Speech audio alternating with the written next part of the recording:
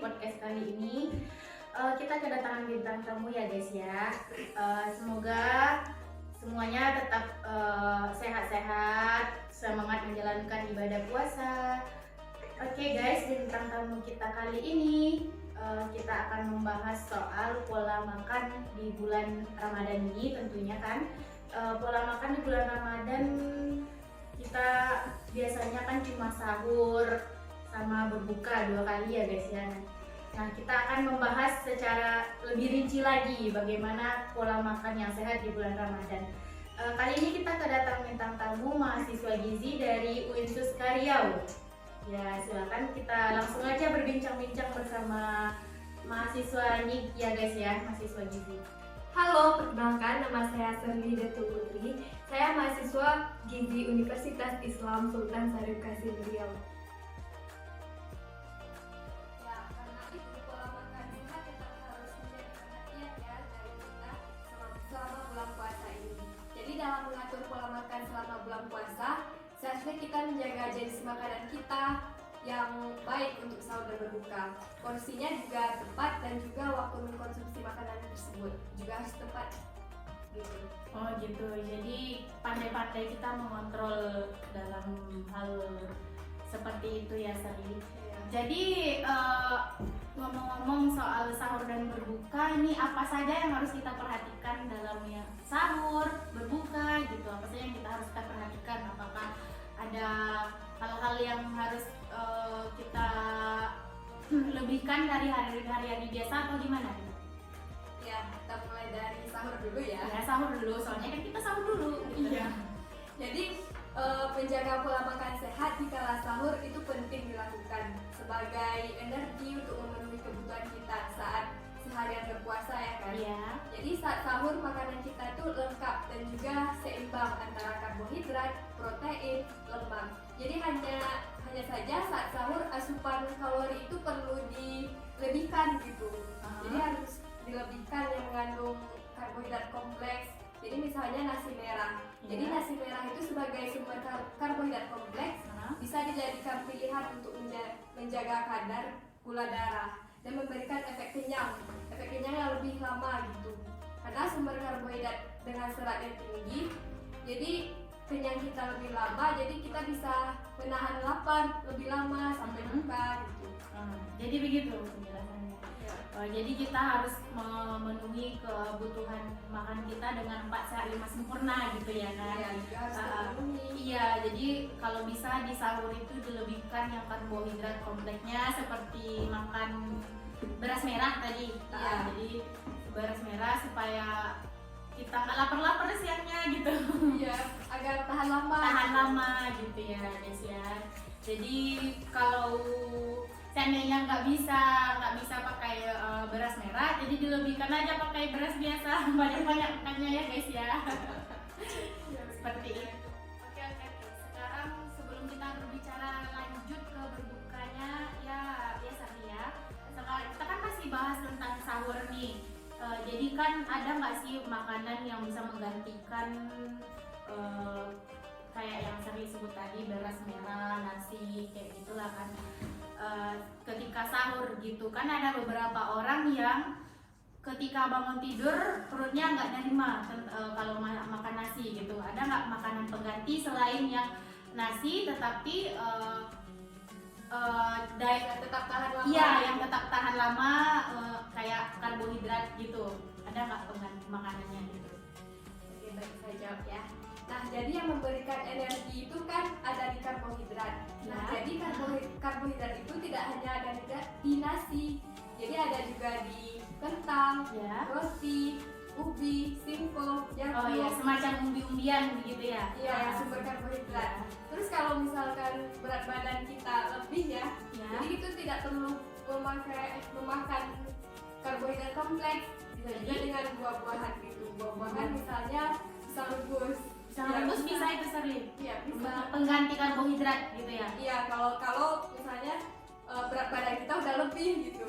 Jadi nggak perlu karbohidrat. Jadi cocok juga buat teman-teman yang diet di hari biasa ya makan pisang rebus gitu ya. Nggak usah makan nasi lagi, udah sama gitu. Oke. Jadi itu pisangnya direbus apa digoreng? Ya, direbus dong, nanti beda lagi ceritanya kalau digoreng. Oh, berarti kalau digoreng nggak sama yang pisang rebus gitu? Enggak, beda lagi. Beda. Oke, baiklah. Ya, saya lanjutkan ya. Oke. Terus penuhi juga makanan tinggi protein dan lemak sehat di kala sahur itu gitu. Terus selanjutnya makan buah juga perlu nih dalam bentuk potong, bukan di jus ya. Jadi bisa ditambahkan sebelum waktu imsak. Jadi gitu. jadi karbohidrat yang terkandung dalam buah akan diserap secara perlahan oleh tubuh kita sehingga menstabilkan kadar gula darah kita sepanjang hari. Jadi hindari juga terlalu banyak menu dalam bentuk digoreng. Boleh nih. Kenapa gitu, Sari? Karena mudah menimbulkan rasa haus nih kalau kita makan Minyak-minyak ya? Iya, makanan yang berarti goreng. yang minyak-minyak itu sering menimbulkan rasa haus gitu. Iya. Lebih baik direbus, guys. Oke, ingat ya, direbus. Iya, direbus itu makanan sehat. Iya, yang segala yang direbus-rebus itu makanan sehat. Iya. Hindari makanan yang goreng-gorengan. Yang banyak minyaknya ya. Nanti bisa haus, guys. Nggak apa-apa haus pas belum puasa, asal jangan haus kasih sayang. Aduh. Ya, boleh dilanjutkan ya. Jadi Ya, jangan oke, lupa minum air putih yang cukup selama puasa agar tubuh itu tidak dehidrasi gitu. Jadi minimal tubuh kita memerlukan air dalam sehari itu berapa, Sari? Jadi 2 liter, jadi 8 gelas per hari. Iya, kalau itu gelas berarti 8 gelas. Kalau lebih nggak apa-apa ya? Lebih bagus ya? Lebih bagus dong. Iya. Tapi kalau kurang gimana? Ya jangan, nanti kita dehidrasi gitu. Kita kan puasa Oh iya. seharian. Iya. Oke, tadi kan kita bahas tentang minimal minum 2 liter per hari atau 8 gelas per hari. Jadi kalau pada saat berpuasa, ini bagaimana cara kita mengontrol minum kita supaya nggak kekurangan air pada saat belum puasa gitu kan? Ya, baik ya, saya jawab. Nah, kita kan bisa mengatur konsumsi air dengan minimal 2 gelas air putih saat berbuka, terus 4 gelas saat makan malam. Jadi makan malam ini kita bisa minumnya itu setelah habis maghrib, Iya. habis itu setelah sholat isya, setelah 2 gelas setelah sholat tarawih dan 1 gelas sebelum tidur. Jadi bisa di gimana ya, nggak terlalu beraturan, tapi kita harus minum tuh 4 gelas pas malamnya tuh gitu. Maksudnya tuh bukan nggak harus sekaligus 4 gelas, Iya. 4 gelas, Nanti tapi tumbung gitu. iya 1 gelas sejam, lalu sejam berikutnya 1 gelas lagi gitu kan, atau Iya. 2 gelas gitu. Jadi jangan sekali diminum ya guys, nanti tumbung perutnya gitu maksudnya Sari. Jadi kita udah selesai kayaknya nih bahas tentang persahurannya Sari ya. Ini kan kalau setelah sahur kita kan udah berbuka adalah hal yang paling ditunggu-tunggu bagi masyarakat yang berpuasa gitu ya kan. Jadi apa saja sih yang harus kita perhatikan pada saat berbuka gitu? Silahkan jawab Sari. Oke, saat berbuka setelah perut dalam keadaan kosong ya selama lebih dari 24 jam, maka kita tiba waktu berbuka. Sebaiknya sedikit berhati-hati nih, jangan langsung disosor semuanya ya, gitu ya. jangan langsung makan besar gitu agar lambung kita tidak kaget gitu kan. Jadi mulai dengan minum air putih terlebih dahulu agar dapat menghidrasi tubuh. Ya balik lagi ke tadi minumnya ya 2 gelas minum pas Iya, buka gitu. Atau makan makanan yang manis alami seperti jus buah-buahan yang mengandung banyak air, misalnya melon, semangka atau pepaya. Kalau berbuka disarankan minum jus gitu Sari. Iya. Kalau pas sahur disarankan yang makan buah Banyak potong. potong. Lanjut. Terus bisa juga dengan air kelapa. Air kelapa. Jadi bisa jadi dengan kurma atau bisa juga dengan pisang yang mengandung banyak magnesium. Iya. Jadi sebaiknya hindari minum yang terlalu dingin nih. Kan kebanyakan dari teman-teman kita nih kalau berbuka minumnya es. Banyak-banyak jajan-jajan Iya. es, harus es. Iya. Soal minum es pas berbuka tadi, ada nggak pengaruh besar gitu untuk yang biasa minum es sama yang biasa minum air putih biasa, air nggak dingin gitu? Oh, Iya. ya baik ya. Jadi sebenarnya tidak terlalu besar gitu pengaruhnya, tapi tetap ada pengaruhnya loh. Iya. Yang jelas adalah kalau suhu airnya terlalu dingin, proses penyerapannya itu kan tidak segera jadinya, padahal kita kan butuh minum segera gitu kan yang masuk ke tubuh kita. Jadi sementara tujuan kita mengganti cairan kita untuk rehidrasi kembali. Jadi karena itu dia perlu waktu dulu untuk menyamakan suhu di lambung kita gitu. Oh gitu, itu yang buat yang minum air dingin tadi. Air gitu. dingin. Jadi sebaiknya emang minum air putih biasa aja Minum dulu. iya, minum air putih biasa dulu. Nanti kalau seandainya minum air dingin boleh gitu ya kan. Ya, boleh. Jadi harus dijeda dulu gitu ya kan. Lanjut.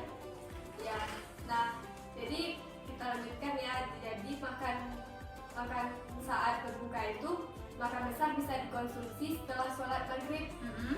Jadi tetap Kita sholat dulu, habis itu baru makan. Gitu ya. Jadi bertahap, nggak langsung semuanya. Disosor, nggak baik guys. Ya. Lanjut. Jadi tetap pertahankan menu seimbang tadi. Cukup karbohidrat, protein, lemak, vitamin, mineral. Jangan lupa dan jangan berlebihan juga agar tetap bisa melakukan kegiatan ibadah dengan baik. Kan mau tarawih. Nanti kalau selesai tarawih nggak apa-apa, disambung lagi puas-puasin. Ya, makan lagi gitu. Yang penting bertahap ya guys. Jadi selain menjaga pola makan saat buka dan sahur, olahraga dengan pas dan sesuai porsi tetap dapat dilakukan. Oh jadi pas bulan puasa ini disarankan juga buat olahraga gitu ya? Ya, bisa juga. Jadi olahraga yang disarankan pas waktu puasa ini apa gitu Sandi? Ya seperti sepeda statis, jalan biasa, atau kayak yoga gitu juga bisa. Yoga boleh juga pas bulan puasa? Apa nggak keringan kali gitu? Enggak olahraga yang berat gitu. Olahraga berat. Boleh. Sesuai porsinya aja. Biasanya waktu olahraga yang baik di bulan Ramadan itu kapan Salim? Misalnya pas sebelum buka, Ya, sore-sorean lah ya, biar nggak terlalu haus kali namanya. Jadi kan iya habis olahraga haus langsung buka, aduh segar gitu kan. Oke. Badan juga sehat kan. Iya. Sudah cukup panjang pembahasan kita kali ini tentang bicara ngomong soal sahur, persahuran, perbukaan gitu ya kan ya guys. Jadi kita akan bacakan ini kemarin kita udah buka sesi pertanyaan di Instagram. Jadi kali ini kita akan bacakan pertanyaan buat Sherly. Ya. Oke, sebentar ya guys. Kita akan bacakan pertanyaan buat Sherly. Kali ini dari Mbak Hana. Pertanyaannya, halo Kak, saya izin bertanya. Biasanya saya kalau puasa sering merasakan sebab. Itu sebabnya apa ya Kak? Pada saat sahur atau berbukanya? Terima kasih. Oke, silakan dijawab Sherly. Sebab itu kira-kira apa ya? Yang kayak kebah gitu. Oh, kebah. Iya. Rasa Kembung gitu. Ya. Oh iya. Silakan dijawab. Ini pertanyaannya saya ulangi lagi ya. Biasanya kalau puasa sering merasakan sebab, itu sebabnya apa ya Kak? Pada saat sahur atau berbukanya? Maksudnya pada saat sahurnya yang kita terlalu banyak makan atau pas berbukanya gitu maksudnya? Iya. Oke, silakan dijawab Sherly. Baik, langsung saya jawab ya. Jadi sebab bisa terjadi karena kesalahan di 4 waktu makan ini. Ya. Misalnya saat berbuka itu dia langsung makan makanan yang sangat manis gitu. Jadi bisa merangsang asam lambung kita. Oke. Atau saat berbuka itu dia mengkonsumsi makanan yang merangsang. Misalnya pakai cabai rawit, kan banyak nih yang suka. Iya. cabai rawit Soalnya kan. aku kebetulan kali suka yang pedes-pedes gitu ya, makan cabai rawit. Iya. Terus kemudian mungkin dia juga makan serat terlalu tinggi juga, jadi bisa menghasilkan gas gitu. Jadi selanjutnya itu terjadi karena makan malam yang terlalu full. Jadi nggak boleh juga berlebihan. Secukupnya aja. Secukupnya aja. Jadi karena kalau terlalu full makanan itu membuat pencernaan menjadi sulit dan muncul reaksi-reaksi yang terganggu pada pencernaan kita. Next pertanyaan dari Mbak Mili. pertanyaannya, bagaimana sih Mbak tips-tips dalam menjaga pola makan yang sehat di tengah pandemi COVID-19 ini? Saya ulangi ya pertanyaannya ya. Bagaimana sih Mbak tips-tips dalam menjaga pola makan yang sehat di tengah pandemi COVID-19 ini? Silakan dijawab sekali. Oke, baik. Tips-tipsnya yang pertama yaitu jangan pernah kita melewatkan sahur. Pertama yang melakukan sahur. Selain sahur bermanfaat sebagai cadangan energi, sahur kan juga merupakan sunnah rasul kita ya. Banyak juga keberkahan saat kita melakukan Ya, sahur. udah kenyangnya dapat, pahalanya dapat juga gitu Iya. ya. Jadi yang kedua, makan sahur dan berbuka puasa yang bergizi yang seimbang tadi. 4 sehat 5 sempurna. Ya, jadi kita harus mencukupi karbohidrat, Ya. protein, lemak, vitamin, serta air. Jadi hindari makanan minuman yang terlalu manis. Nah, siapa nih yang suka manis-manis? Kita kan udah manis. Jadi seperti minuman kemasan atau selai, permen, coklat, itu kan kesukaan kita kan. Suka banget pagi cewek-cewek kan. Jadi itu harus dikurangi ya guys. Iya, oke. Selanjutnya. Selanjutnya yang ketiga, Ya. Lanjut sampai ini aku lagi lihat pertanyaannya nih. yaitu makanlah makanan yang mengandung karbohidrat kompleks. Karbohidrat kompleks memiliki kandungan serat yang tinggi yang lambat dicerna oleh tubuh dan menyebabkan efek kenyang yang lebih lama gitu. Jadi tips yang keempat itu hindari makan minuman yang terlalu manis, asin, makanan berlemak dan makanan pedas. Dan juga minuman yang mengandung kafein nih, yang suka makan yang Kopi. minum teh, ya Kopi, kafein, nggak baik terlalu banyak gitu kan ya. karena kafein ini seperti teh dan kopi ini akan menarik cairan dari tubuh kita. Hal ini dapat mempercepat proses keluarnya cairan melalui urin. Akibatnya tubuh mudah merasa haus gitu. Oke, lanjut. Kemudian untuk makanan pedas ini dapat memicu diare. Diare berbahaya juga bagi lambung kita kan. Ya pantesan kalau orang sering makan pedas dia sering balik WC gitu ya. Sering diare kan. Iya, terus Jadi tips yang kelima itu menyempurnakan pahala puasa. Kita dianjurkan untuk menyegerakan berbuka dengan kurma dan air putih. Jadi kandungan serat dan gula dalam kurma yang tinggi dapat membantu kerja pencernaan tubuh dan menimbulkan efek kenyang. Gitu. ya. Jadi tips yang keenam yaitu di saat pandemi COVID-19 ini kan seperti ini, perbanyak makan makanan yang dapat meningkatkan imunitas tubuh kita nih. Contohnya Seperti makanan tinggi protein dan yang berfungsi sebagai menggantikan sel-sel tubuh kita yang rusak gitu. Jadi makan makanan yang dapat memperbaiki sistem pencernaan tubuh kita biasanya adalah makanan sumber prebiotik dan probiotik seperti yogurt dan juga tempe gitu. ya. Jadi kita juga makan makanan yang mengandung vitamin dan juga antioksidan yang sangat tinggi, misalnya dari apel, jeruk, ubi, brokoli, pepaya dan lainnya ya. Jadi tips yang ketujuh ini cukupi kebutuhan cairan kita. Jadi cukupi kebutuhan kita yang tadi berapa? 2 liter. 2 liter atau 8 gelas per hari gitu. Iya. Udah lanjut. Jadi yang ke-8 yaitu tips yang ke-8 adalah usahakan tetap berolahraga dengan intensitas yang ringan-ringan aja ya gitu. Jadi seperti yang tadi, seperti yoga tadi. Terus yang ke-9 yaitu istirahat dan tidur yang cukup. Itu juga perlu ya. Tapi jangan tidur terus kalau puasa. Iya, nggak boleh tidur terus pas puasa. Juga harus beraktivitas ya. Terus yang terakhir kita juga menghindari cemas dan stres kayaknya. Itu pengaruh banget sih nggak sih tadi kalau pas menghindari gitu. Karena kan pas puasa tuh kan kalau kita udah stres pasti bawaannya kayak lapar, haus gitu kan. biasanya cewek-cewek kalau stres kan biasanya Makan, minum yang manis-manis gitu kan. Ya, berarti menghindari stres dan cemas juga salah satu faktornya. Tips-tips sih tadi. Oke, banyak sekali tips-tips yang telah diberikan Shirley tadi. Banyak banget yang harus kita pahami soal seputar seputar makan sehat di bulan Ramadan ini. Harus pandai-pandai kita menjaga, apalagi pada saat sekarang ini pandemi gitu ya kan. Harus pandai-pandai menjaga pola makan, pola makan, pola hidup sehat, ya imunitas tubuh gitu kan.